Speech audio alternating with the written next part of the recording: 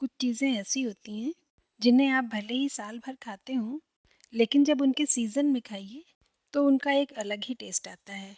जैसे कि आज मैंने जो ये मूली के पराठे बनाए हैं, वैसे तो ये साल भर बनते ही हैं, लेकिन आज मैंने इनको सीज़न के हिसाब से मक्के के आटे में बनाया है और साथ में इसके ताज़े ताज़े क्रिस्पी मूली के पत्ते भी डाले हैं।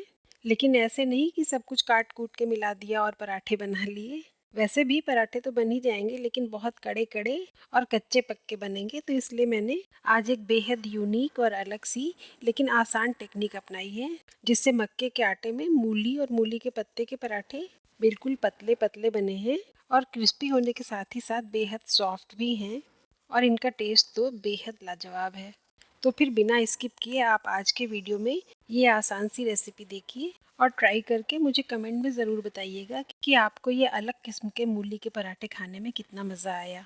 तो इन पराठों में डालने के लिए आप मूली के पत्तों के सिर्फ नरम मुलायम कोपले और डंठल पर जो छोटे छोटे बारीक बारीक पत्ते लगे रहते हैं, सिर्फ उनको ही निकाल कर अलग कर लीजिए और मोटी वाली डंठल को हटा दीजिए। अगर कोई पत्ते पुराने या पीले पड़ गए होंगे तो उनको भी निकाल दीजिएगा। पराठों में डालने के लिए सिर्फ हरे हरे और नरम मुलायम पत्ते ही रखिएगा।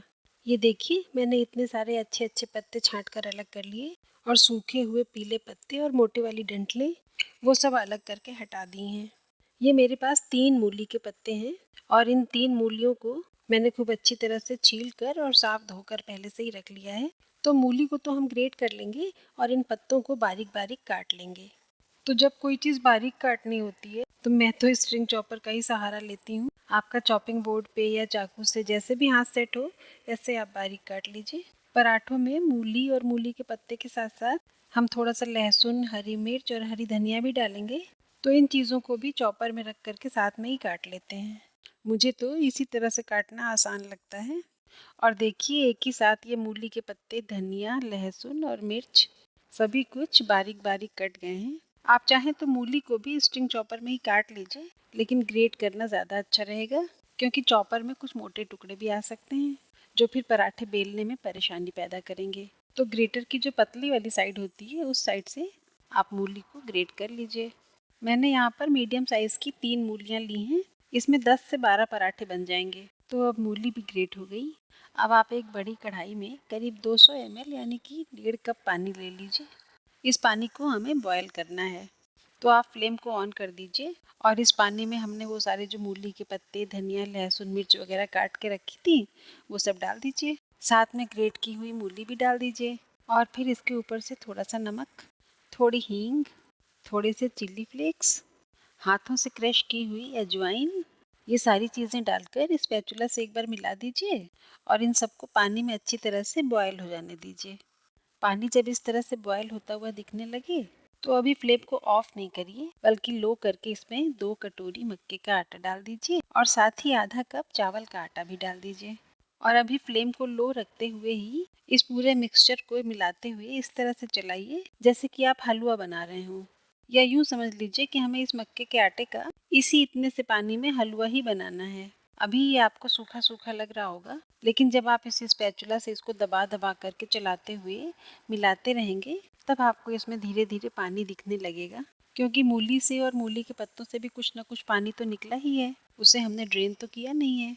तो देखिए, ये सूखा सूखा सा लगने वाला आटा अभी काफ़ी कुछ मॉइस्ट लगने लगा है।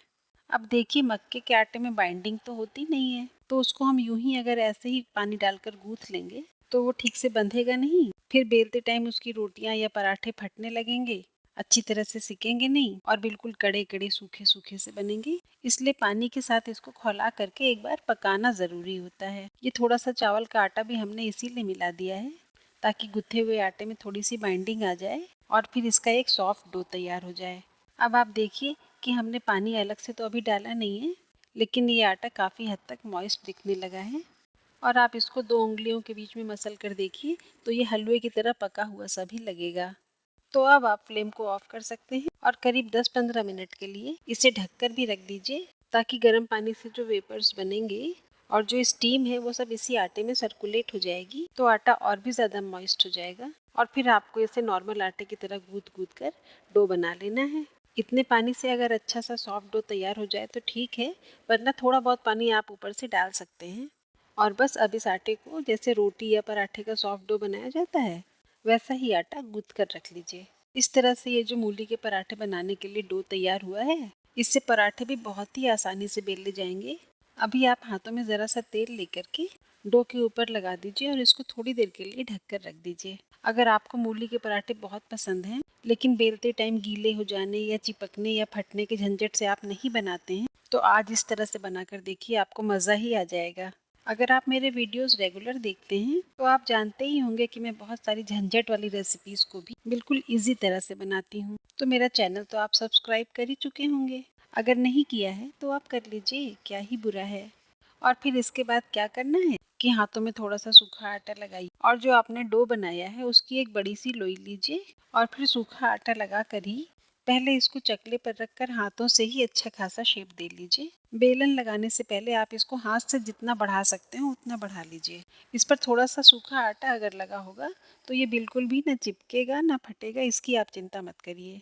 तो हाथों से मैक्सिमम जितना बढ़ा सकते हो बढ़ा के फिर आप इसको बेलन से बेलना शुरू कीजिए।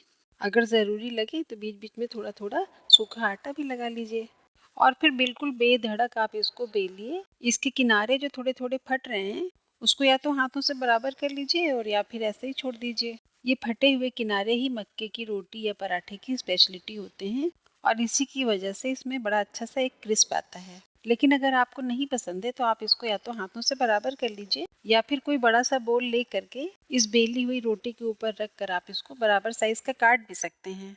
लेकिन मक्के के आटे से बने हुए पराठों की या रोटी की खूबसूरती उसके फटे हुए किनारों में ही होती है।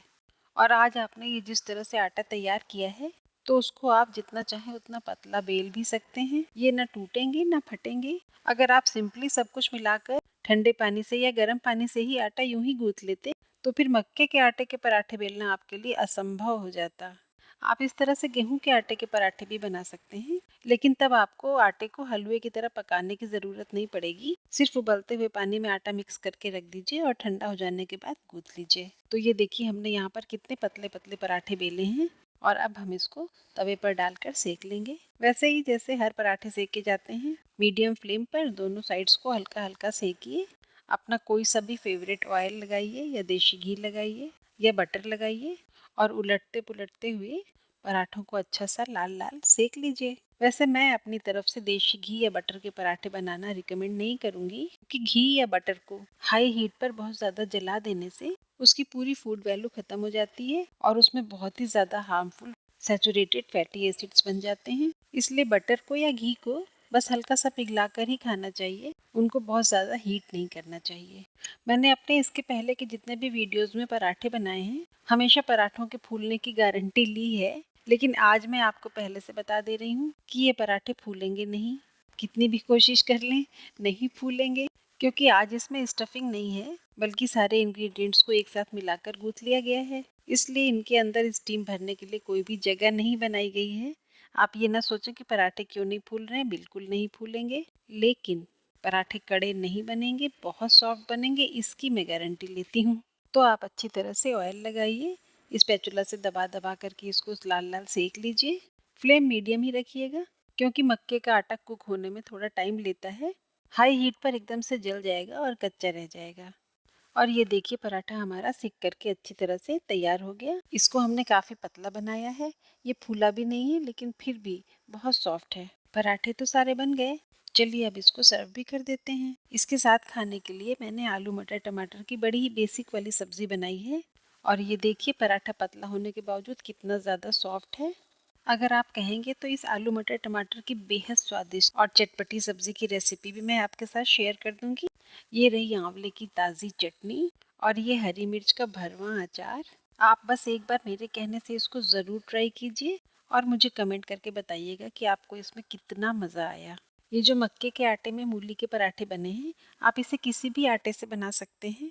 मैं भी इसको गेहूं के आटे के साथ और कई तरह के ग्रेन्स का जो मिक्स आटा होता है उसके साथ भी बना चुकी हूँ, लेकिन ये पराठे सबसे ज़्यादा टेस्टी मक्के के आटे में ही बनते हैं। वीडियो पसंद आया हो तो लाइक ज़रूर कर दीजिएगा और अपने फ्रेंड्स एंड फैमिली के साथ शेयर भी कर दीजिएगा।